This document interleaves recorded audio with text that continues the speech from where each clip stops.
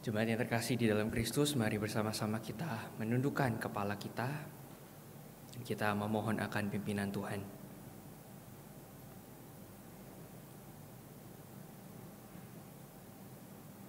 Bapa Surgawi, kami bersyukur pada pagi hari ini Engkau memanggil kami untuk beribadah.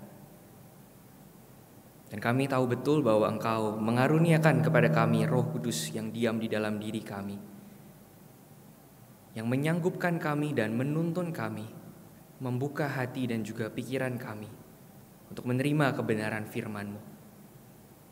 Oleh karena itu kami mau mempersembahkan waktu kami mau menerima firman-Mu dengan hati yang penuh dengan ucapan syukur. Tolonglah setiap kami yang akan mendengar, dan tolonglah juga hamba-Mu yang penuh dengan keterbatasan. Engkau yang boleh memampukan setiap kami. Terima kasih Bapa, dalam nama Tuhan Yesus Kristus kami berdoa. Amin. Selamat pagi Bapak Ibu Saudara-saudari yang terkasih di dalam Tuhan. Pada pagi hari ini kita akan sama-sama berbicara tentang satu tema, yaitu a lifestyle of being thankful. Jadi mengucap syukur itu adalah sebuah lifestyle. Artinya bukan sesuatu yang cuma 1-2 kali kita lakukan, tapi ini memang seharusnya menjadi gaya hidup kita. Saya mengajak kita untuk membaca dari 1 Korintus 15. Kita akan melihat 1 Korintus 15. Saya akan membacakan bagian ini untuk kita semua. Mungkin kita juga baca di ayat yang ke-9.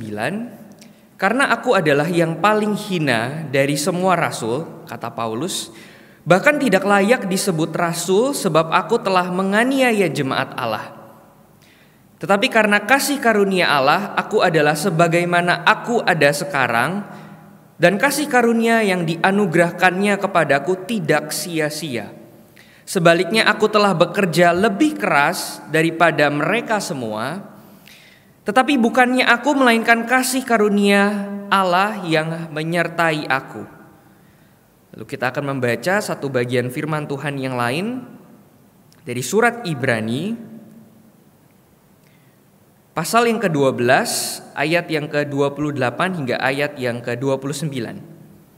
Jadi Ibrani 12, ayat 28 hingga ayat yang ke-29, saya akan membacakan bagian ini juga. Jadi karena kita telah menerima kerajaan yang tidak tergoncangkan, marilah kita mengucap syukur dan beribadah kepada Allah menurut cara yang berkenan kepadanya dengan hormat dan takut. Sebab Allah kita adalah api yang menghanguskan. Jadi saudara-saudari yang terkasih di dalam Kristus, apa itu Thanksgiving? Ketika kita bicara tentang Thanksgiving atau mungkin kita pikir mengucap syukur, seringkali kita menganggap bahwa Thanksgiving ini adalah perasaan. Jadi bersyukur itu adalah sesuatu yang aku alami ketika aku menerima kebaikan Tuhan. Kalau hidupku penuh dengan berkat, kalau aku serba kecukupan, bahkan kalau ada hal-hal kecil yang bisa aku nikmati di dalam hidupku, ya aku bersyukur sama Tuhan. Jadi ada perasaan yang meluap di dalam diri kita, kita tahu Tuhan baik. Misalnya Amsal juga berkata bahwa hati yang gembira adalah obat. Jadi kita tahu kalau kita senantiasa bersyukur, kalau kita senantiasa give thanks, ada gratitude di dalam diri kita, maka itu namanya mengucap syukur. Saudara, kalau pagi-pagi saya bangun tidur, saya sarapan dengan sereal Koko Crunch. Bahkan saya dapat Koko Crunch dengan harga yang murah karena beli di Shopee dapat cashback. Saya bersyukur untuk hal itu. Dan ketika saya makan Koko Crunch itu dengan susu, saudara, saya bersyukur sama Tuhan. Bisa bangun pagi, diberikan istirahat yang cukup, tidur nyenyak semalam, dan bisa sarapan dengan sesuatu yang mungkin sederhana tapi enak. Lidah bibir saya menikmati. Kalau saya pulang entah dari habis olahraga atau seharian sibuk, lalu punggung saya itu menyentuh ranjang, saudara, secara natural tubuh yang lelah itu akan bilang sama Tuhan, thank God. Terima kasih Tuhan. Nah, saya pikir sebagai orang Kristen kita semua terbiasa untuk mengucap syukur. Sebagai orang Kristen kita terbiasa untuk bilang thank God. Tuhan terima kasih, kita bisa menghitung berkat dari 1, 2, 3, 4, 5 hal semua yang Tuhan berikan, kita bersyukur. Tapi pertanyaannya adalah apakah mengucap syukur itu sama dengan menghitung berkat? Apakah mengucap syukur itu sama dengan perasaan gembira yang secara tulus kita rasakan? Saudara, saya mau bilang rasa syukur atau thanksgiving sebetulnya nggak cuma sekedar perasaan. Jadi kalau selama ini kita merasa kita udah mengucap syukur karena hati kita gembira, in reality sebetulnya belum tentu kita udah mengucap syukur. Nanti kita akan melihat kan hal ini secara lebih dalam lagi. Saudara tahu ini gambar apa?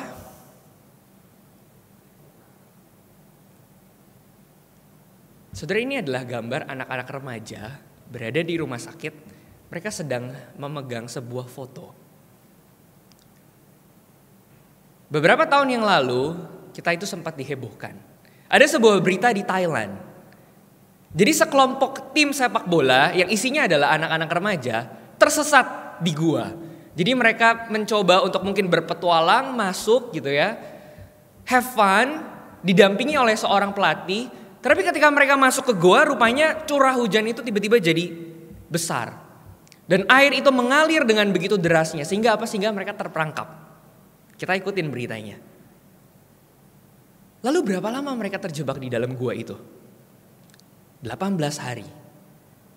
18 hari gak bawa makanan, mungkin cuma bawa snack. 12 orang, gimana caranya mereka survive? Saudara, mereka minum dari rongga-rongga gua. Satu tetes air mungkin begitu berharga. Mereka makan dari sisa-sisa snack yang mereka bawa. Saudara, kalau kita bayangin ini sesuatu yang crazy. 18 hari berada between life and death. 18 hari berada di ambang kematian. Saudara, kita gak mungkin pernah bisa bayangin kalau kita gak berada di posisi itu. Gelap, sesak, lembab. Saudara, kita yang karantina beberapa hari di kamar aja gelisah. Padahal ada wifi, bisa nonton Netflix, bisa pesan Shopee Food. Gak betah kita di rumah. Saudara bisa bayangin rasanya 18 hari. Tersesat begitu dalam. Gak tahu apakah bisa selamat atau enggak. Karena mereka have no idea apakah orang-orang itu bisa reach out ke dalam. 18 hari berada di ambang kematian. Saudara bisa bayangin tekanan mental yang mereka rasakan. Detik demi detik mereka wondering, apakah aku akan selamat? Apakah akan ada orang yang bisa membawa aku keluar? Sampai di foto ini, seorang penyelam, mantan penyelam nasional, mencoba untuk rescue mereka tapi gagal. Karena guanya itu begitu dalam dan kehabisan oksigen. Dan ketika penyelam nasional ini gagal untuk menolong, meninggal di dalam, akhirnya dibuat sebuah tim gabungan. Bahkan ahli-ahli dari negara-negara lain itu juga dikumpulkan. Dan akhirnya kita tahu ceritanya, setelah 18 hari, between life and death, akhirnya anak-anak ini bisa dibawa keluar. Nah saudara, tapi kisahnya gak berhenti di situ. Apakah saudara tahu apa yang anak-anak ini lakukan? Ketika mungkin mereka merasakan sebuah miracle di dalam hidup mereka, mereka rasa udah hopeless, pasti bakal mati di dalam. Kasihan banget. Tapi rupanya ada tim khusus yang masuk dan menarik mereka keluar. Saudara, setelah beberapa waktu di berita itu, kita diberitahu apa yang dilakukan oleh anak-anak ini. Saudara, mereka, sebagian besar dari mereka menyerahkan diri untuk jadi biarawan, jadi biksu. Kenapa bisa? Karena saya yakin mereka tersentuh, dan kalau mereka menghayati, merenung di dalam apa yang udah mereka laluin, mereka tahu life is a chance. Hidup ini bukan sesuatu yang kita bisa take for granted, kita bisa sia-siakan. Dan kalau aku dikasih kesempatan kedua, aku gak mau menyia-nyiakan waktu yang ada di depanku. Aku gak mau life itu jadi sesuatu yang meaningless. Dan atas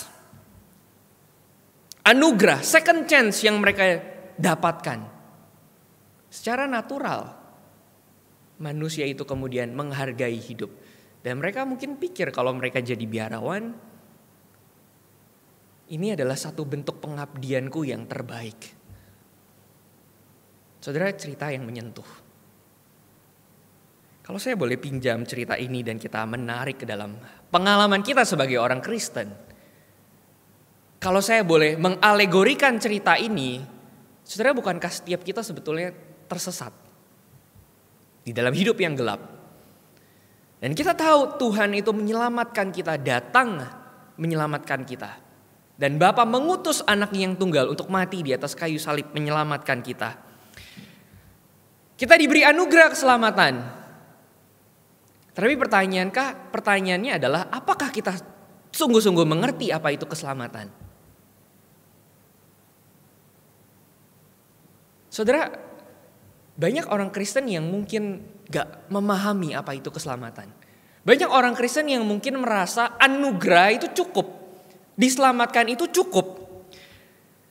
Jadi ketika kita sebetulnya diberikan second chance, diberikan hidup yang baru, kita cuma bersyukur tok karena dikasih hidup yang baru. Tapi itu gak mengubah hidup kita. Saudara, saya ingat betul pas saya SMA dulu ikut katekisasi, pertanyaan yang paling sering ditanyakan adalah, kalau kamu meninggal hari ini, apakah kamu yakin kamu akan masuk surga? Saudara, pertanyaan yang klasik.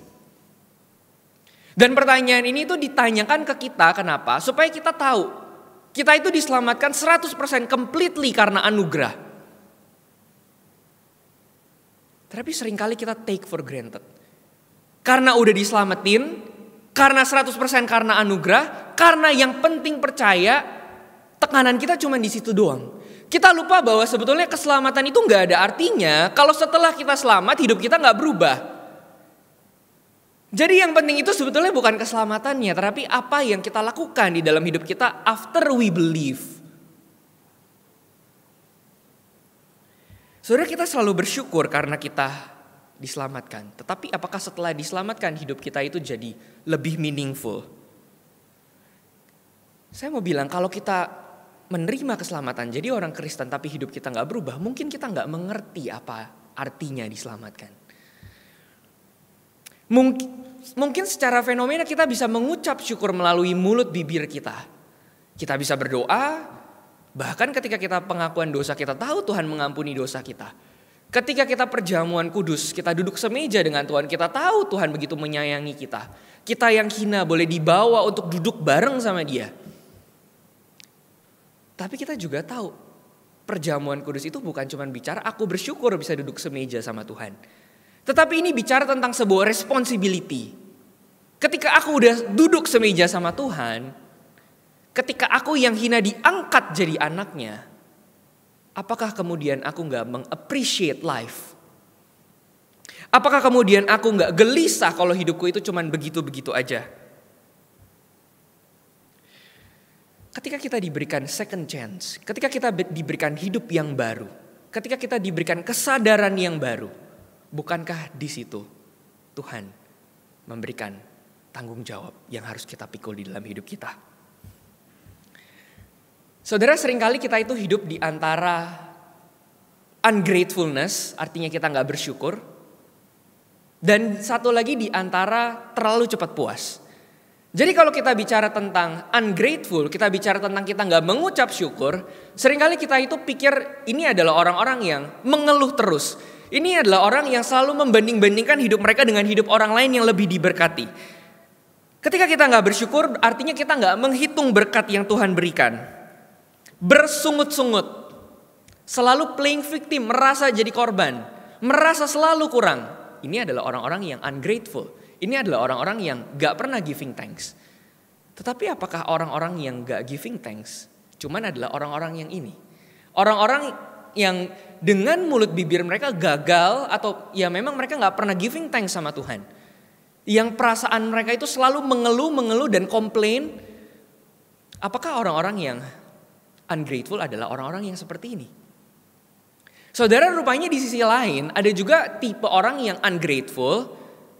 Mereka gak seperti orang-orang yang ini. Mereka bisa mengucap syukur dengan mulut bibir mereka. Tetapi sebetulnya mereka cepat puas. Mereka content, merasa cukup dengan apa yang mereka miliki. Mereka go with the flow. Tapi seringkali mereka gak meng-appreciate hidup yang Tuhan udah karuniakan. Yang udah ada padaku ya cukup itu aja. Saudara, contoh paling sederhana. Kalau kita baru balik dari mission trip, biasanya banyak kisah yang kita bagikan. Tapi gak jarang saya suka mendengar sebuah kisah, orang-orang itu bilang, bersyukur ya hidup aku lebih baik daripada orang-orang yang di pedalaman. Mereka mau minum aja susah, sekolah gak bisa, akses kemana-mana jauh. Kita di kota kurang apa? Bersyukur. Bersyukur dengan tulus. Tetapi apakah ini adalah wujud syukur yang Tuhan harapkan? Ketika kita bisa point out bahwa hidup kita lebih baik, apakah itu thankful enough? Saudara, seringkali walaupun kita tahu hidup kita lebih baik, tapi kita nggak lebih menggunakan hidup yang lebih baik ini dengan lebih bertanggung jawab. Justru orang-orang merasa puas karena udah diberkati. Orang-orang merasa puas karena udah bisa hitung berkat. Aku punya anak yang pinter, usahaku oke, aku sehat-sehat aja. Aku dikasih bakat, karunia, talenta tertentu sama Tuhan. Ya udah, aku bersyukur, aku mengucap syukur sama Tuhan. Tanpa kita menyadari ketika Tuhan menitipkan hal-hal yang khusus ini untuk kita. Giving thanks itu gak cuma berhenti di kita bersyukur sama Tuhan. Giving thanks itu gak cuma berhenti di kita merasa diri kita paling istimewa, lebih beruntung dari orang-orang lain. Tapi justru karena Tuhan menitipkan kekhususan-kekhususan tertentu di dalam hidup kita, seharusnya itu menyentuh diri kita.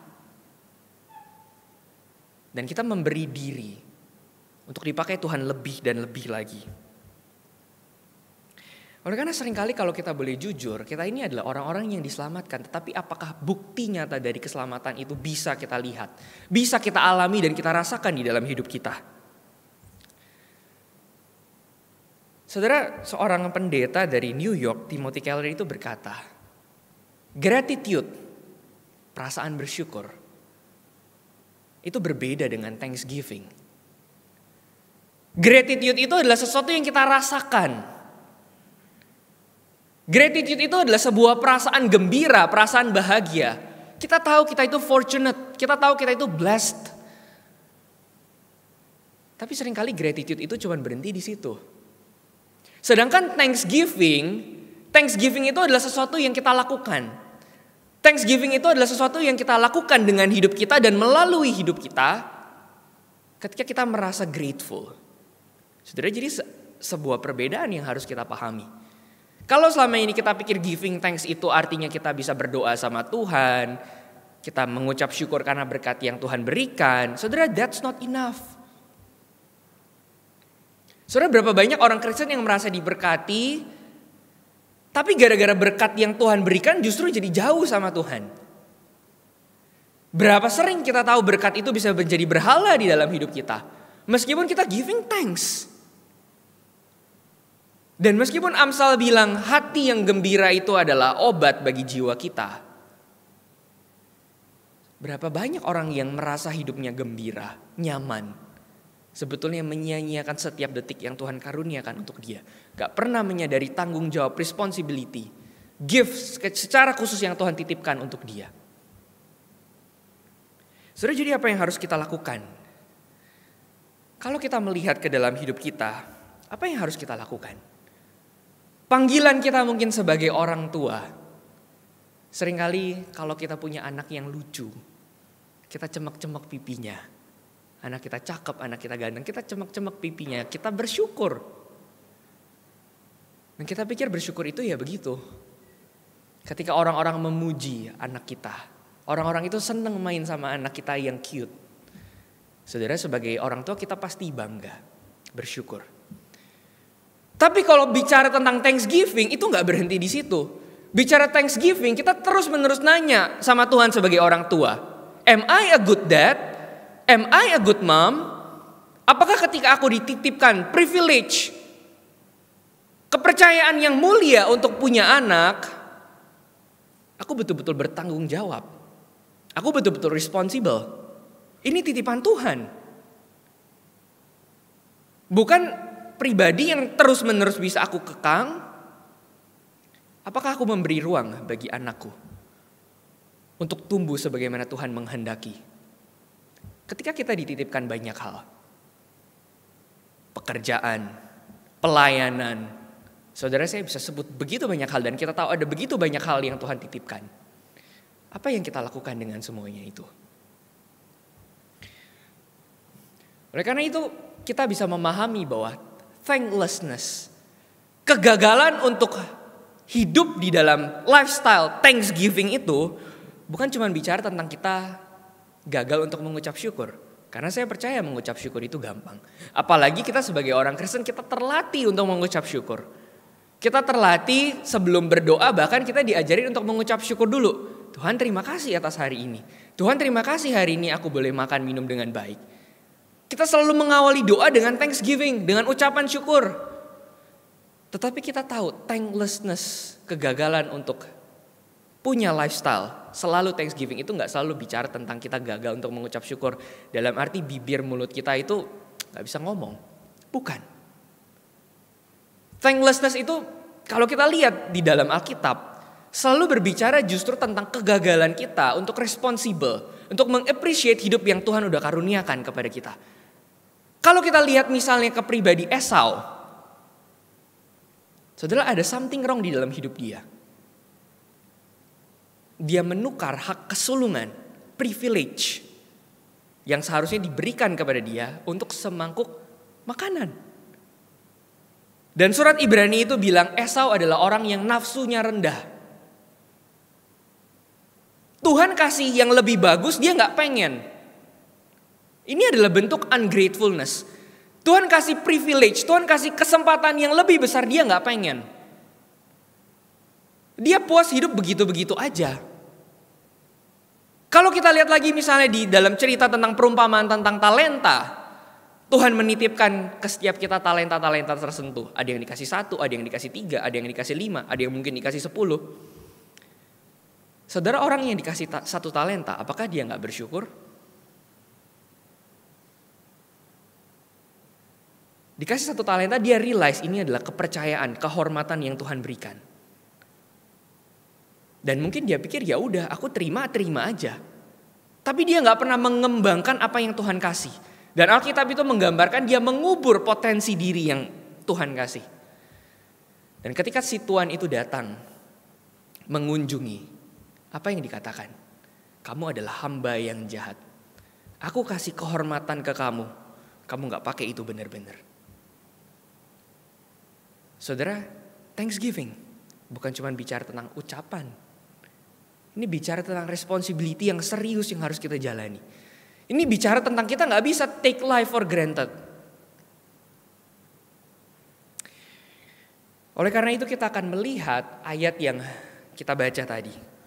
Di dalam 1 Korintus 15 ayat yang ke-10 Paulus bilang, di antara semua rasul aku adalah orang paling berdosa. Siapa aku? Seorang penganiaya jemaat, merasa diri melakukan semua itu karena kenal Tuhan, tapi sebetulnya aku adalah orang yang jahat. Tapi kok bisa Tuhan mau pakai aku?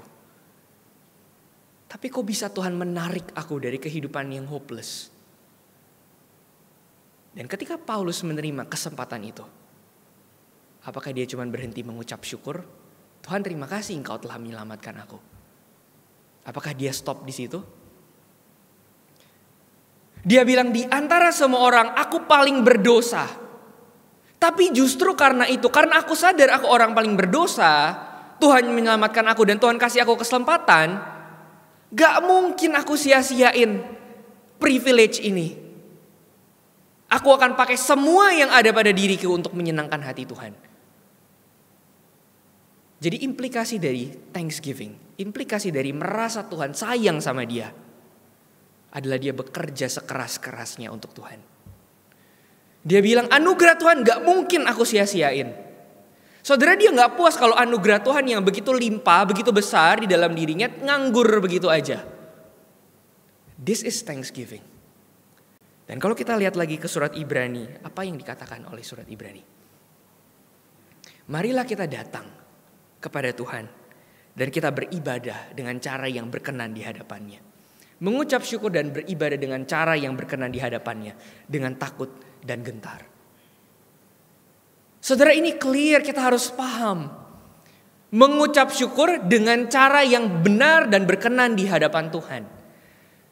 Sekarang pertanyaannya adalah kalau kita mengucap syukur setiap hari kita berdoa, kita thanksgiving karena berkat yang Tuhan udah berikan ke kita, apakah itu cukup berkenan di hadapan Tuhan?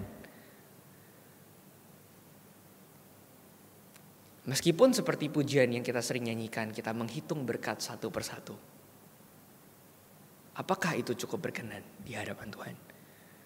Meskipun seperti yang dibilang sama Amsal, hati kita itu membuat jiwa kita bahagia. Apakah itu cukup berkenan di hadapan Tuhan? Saudara, lalu apa yang harus kita lakukan?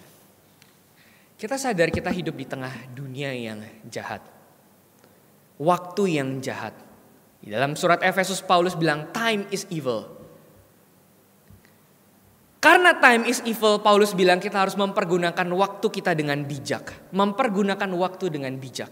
Dan di dalam translation bahasa Inggris Paulus bilang kita harus redeeming the time.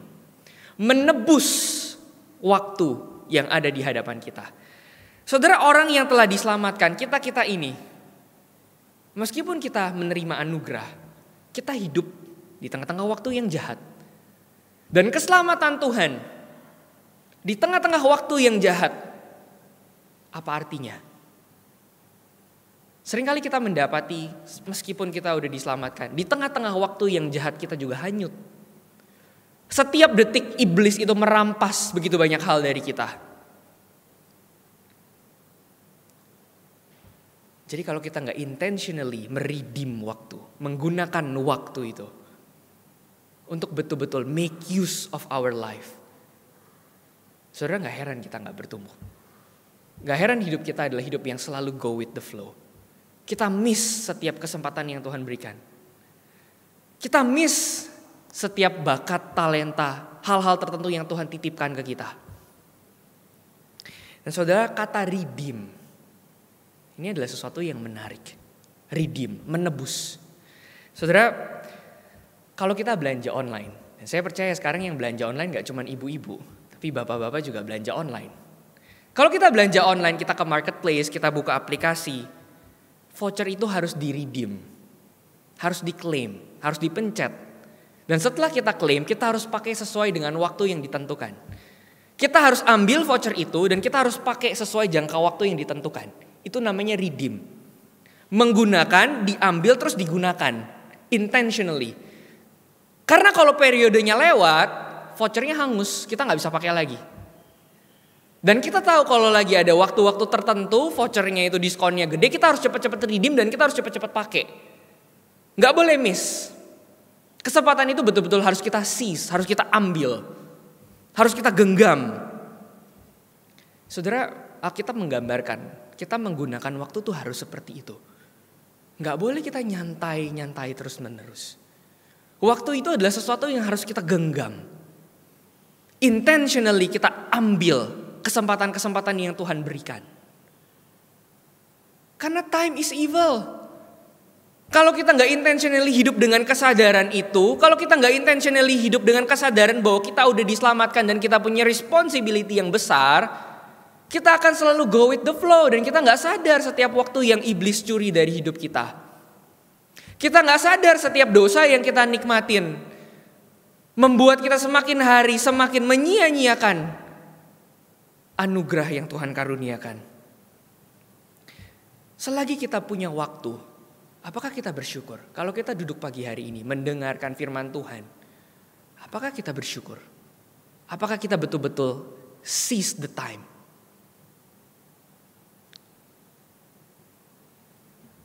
Kalau kita boleh melayani, apakah kita betul-betul seize the opportunity? Kalau aku dikasih kesempatan untuk menggali diriku lebih dan lebih dan lebih lagi, dan aku menemukan hal-hal tertentu yang terpendam di dalam diriku, apakah aku men-seize kesempatan itu untuk semakin dipakai Tuhan menjadi berkat? Saudara, kita selalu diajarin mencukupkan diri. Dan saya percaya kita memang harus mencukupkan diri di satu sisi. Tapi jangan jadikan itu sebagai excuse. Kita pikir Tuhan udah kasih aku itu cukup. Seringkali itu jadi excuse, itu bukan thanksgiving yang Tuhan harapkan. Tuhan bilang dengan jelas kalau kita dikasih perkara kecil dan kita setia, Tuhan akan kasih perkara yang lebih besar. Jadi thanksgiving itu bukan artinya kita membatasi diri, bukan artinya kita rasanya perlu rendah hati, gak boleh sombong. Bukan itu, saudara. Ini adalah pemikiran yang harus kita ubah. Jadi apa yang harus kita lakukan? Saudara, bicara tentang giving thanks, pertama kita harus belajar untuk meratap. Kita harus belajar untuk sekali lagi lihat ke dalam hidup kita, dan kita harus realize berapa banyak hal yang selama ini aku sia-siakan. Berapa banyak hal yang selama ini aku take for granted. Seberapa sering aku merasa Tuhan itu maha kasih, maha ampun, jadi aku sengaja berbuat dosa, gak apa-apa. Dan setiap kita minta ampun sama Tuhan, kita juga bersyukur. Saudara, apakah itu bentuk thanksgiving? Seberapa sering kita hidup dengan ugal-ugalan? Saudara, kita harus belajar untuk meratap. Sadar diri. Lihat ke dalam hidup kita. Saudara, kita pikir ratapan dan thanksgiving ini adalah dua hal yang terpisah. Kalau aku lagi sedih, aku lagi broken hearted, aku gak bisa bersyukur. Padahal kita baru bisa belajar untuk memaknai hidup, menghargai hidup, mengappreciate life ketika kita belajar untuk meratap. Ketika kita belajar untuk menyesali betapa banyak waktu yang aku waste di dalam hidupku. Berapa banyak karunia yang aku sia-siakan di dalam hidupku. Saudara, saya belakangan ini membaca sebuah buku yang ditulis oleh seorang psikolog, psikiater. Namanya adalah Jordan Peterson. Saudara, Jordan Peterson ini adalah seorang Kristen, tetapi secara publik dia gak membawa iman Kristennya. Jadi secara publik dia membawa diri sebagai seorang psikiater. Tapi tokoh-tokoh politik yang konservatif di Amerika yang melawan aliran liberal itu sangat-sangat tertolong sama Jordan Peterson ini. Jadi saya membaca bukunya, dan di dalam bukunya itu dia mengisahkan pengalaman dia menjadi seorang psychiatrist. Banyak orang datang ke dia depresi, punya banyak masalah di dalam hidup. Sampai ada gangguan gak bisa tidur, insomnia, dan sebagainya. Ada banyak masalah-masalah klinis yang dihadapi. Dan di Amerika ini adalah sesuatu yang cukup umum. Dan untuk mengatasi hal-hal ini biasanya orang-orang itu dikasih obat. Obat penenang, obat tidur, dan sebagainya. Dan memang itu adalah sesuatu yang lazim. Lalu apa yang terjadi? Dia mengisahkan dari begitu banyak orang yang datang ke dia untuk konsultasi, untuk counseling. Banyak dari mereka ketika dikasih obat ini gak diminum sampai habis. Obat ini gak diminum sampai habis. Banyak yang di skip. Jadi orang-orang yang punya gangguan mental itu memang gak bisa merawat diri mereka. Tetapi in contrast, orang-orang yang sama, orang-orang yang datang konsultasi ke dia, biasanya di rumah itu mereka punya peliharaan, entah anjing atau kucing. Dan kalau hewan ini sakit, mereka akan bawa ke dokter hewan. Dan biasanya dokter hewan itu juga akan kasih banyak obat-obatan. Entah itu salep, obat-obat tertentu untuk penyakit yang memang harus disembuhkan. Ironisnya, peliharaan mereka bisa suapinin sampai obat itu selesai, sampai habis. 2-3 minggu dokter kasih schedule-nya dihabisin. Dan dia mengangkat ironi ini. Bagaimana mungkin kita bisa merawat hewan peliharaan kita dengan sebegitu rupa, tapi diri kita sendiri kita gak appreciate. Kalau kita punya orang yang kita sayang, yang dekat sama kita, orang itu sakit, butuh bantuan, sedang menangis, saudara, kita akan hadir untuk dia. Tapi apakah kita pernah melakukan hal yang sama ke diri kita sendiri? Apakah kita mengappreciate hidup yang Tuhan berikan ke kita?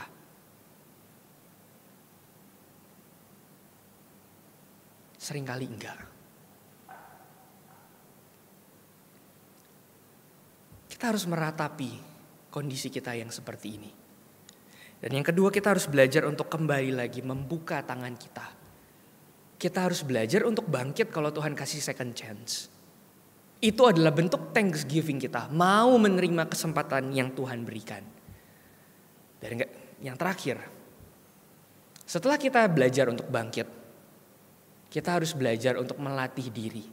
Seperti Paulus, punya spirit gak puas.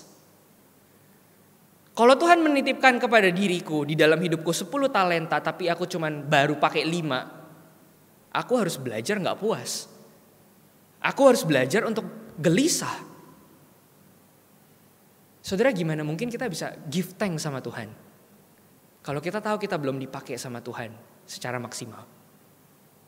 Saudara, gimana mungkin kita bisa give thanks sama Tuhan kalau kita tahu masih ada hal-hal tertentu yang kita bisa kembangkan, tapi kita umpetin. Saya membayangkan gimana caranya kita bisa give thanks. Give thanks itu adalah ketika kita mengenal diri kita mengenal apa yang Tuhan titipkan, dan kita responsibel atas semua itu, baru kita bisa give thanks sama Tuhan. Thank you Lord, kamu menitipkan semua ini kepadaku. Dan kamu memampukan aku untuk menggunakan semuanya ini dengan bertanggung jawab. Itu baru giving thanks. Bukan dikasih sama Tuhan, terus kita cukup. Saudara, sebuah paradoks yang harus kita pahami. Giving thanks itu gak sama dengan cepat puas. Giving thanks itu gak sama dengan kita selalu cari-cari excuse untuk merasa this is enough. Saudara, firman Tuhan berkata bahwa setiap orang yang mempunyai, kepadanya akan semakin ditambahkan. Tuhan Yesus bilang. Tetapi kepada setiap orang yang gak mempunyai, bahkan apapun yang ada padanya akan diambil. Saudara, apa maksudnya? Orang yang membuka tangannya untuk dipakai Tuhan, mulai dari hal-hal kecil, saudara, dia akan tersentuh, dia akan gentar, dia akan terharu. Out of everyone else, kenapa Tuhan kamu memberikan kepadaku hal-hal ini? Kenapa kamu kasih ke aku anak yang brilian? Banyak orang yang bisa jadi parents yang lebih baik, kenapa kamu kasih ke aku Tuhan? Banyak orang yang lebih pintar dari aku, kenapa kamu kasih aku kesempatan untuk menjadi seorang pemimpin? Kenapa kamu kasih aku pasangan yang baik hati? Why me? Why me? Saudara, kita tersentuh dan terharu ketika kita membuka tangan kita, Tuhan memberikan hal-hal tertentu. Dan semakin kita bersyukur, semakin kita terharu, semakin kita merasa terhormat, semakin kita akan membuka tangan kita untuk menerima apa yang Tuhan titipkan. Kepada siapa diberi banyak, kepadanya akan semakin ditambahkan. Karena kita menyambut dengan thanksgiving, privilege, opportunity yang Tuhan berikan ke kita. Saudara, sebaliknya orang yang gak grateful, dia akan tutup tangannya. Dia akan genggam apa yang dia udah punya. Dia pikir, Lord, this is enough. Aku udah cukup bersyukur, kamu gak usah tambah-tambahin lagi.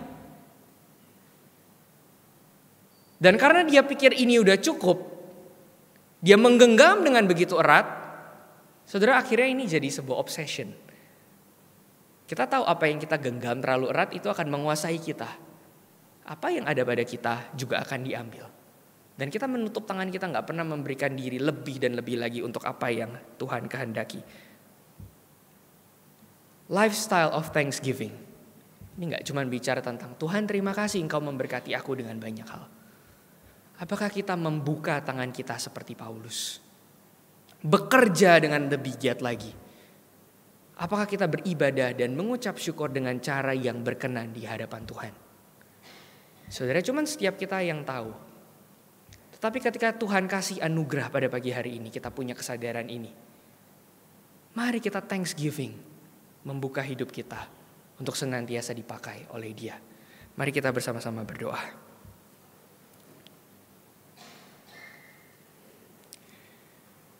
Bapa Surgawi, kami bersyukur karena Engkau begitu baik. Bukan hanya Engkau memberkati kami, menitipkan kami banyak hal, tetapi Engkau juga mengaruniakan Roh Kudus di dalam diri kami, yang memimpin kami, menuntun kami, menolong kami untuk boleh sanggup mempersembahkan hidup kami. Ajar kami supaya kami tidak menyia-nyiakan setiap berkat yang boleh kami nikmati. Ajar kami untuk melihat bahwa setiap yang kami miliki adalah anugerah yang harus kami pertanggungjawabkan di hadapan-Mu. Ajar kami untuk meratapi kemalasan kami. Ajar kami untuk meratapi kalau seringkali kami banyak excuse di dalam hidup kami. Ajar kami kalau seringkali kami gagal untuk menghargai Engkau. Ampuni kami kalau kami gak menghormati setiap berkat yang Kau berikan pada kami. Ajar kami untuk bangkit. Dan ajar kami untuk membuka tangan kami. supaya di dalam perkara-perkara yang kecil kami boleh menikmati kebaikan-Mu dan membuka diri kami untuk menerima perkara-perkara yang lebih besar. Dan itu boleh menolong kami untuk lebih dekat lagi dengan Engkau dan merasakan kasih-Mu yang begitu besar. Terima kasih Bapa. Dalam nama Tuhan Yesus Kristus kami berdoa. Amin.